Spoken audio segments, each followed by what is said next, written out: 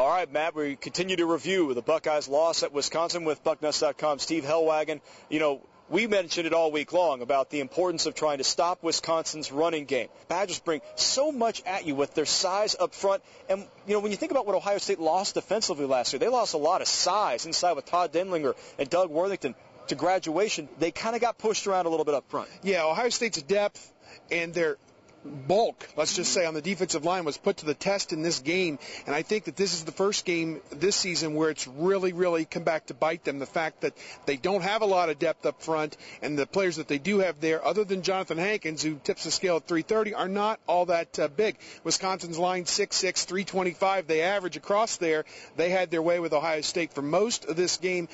Flat out, if they start running the ball like that, and, you just can't stop it, you're just getting beat as a defense. If they sum it up that way, they just beat us off the ball, and their backs ran hard as we expected them to do, and the outcome was, not good for us. For the first time since back in 2008, Ohio State allows a 100-yard rusher from the opposition. That, of course, Clay, who was really something in this game. But the way that Wisconsin comes at you with a 1-2 punch, you get a big physical runner, and then James White, the freshman, who can right around you on the end, and Ohio State basically got worn down.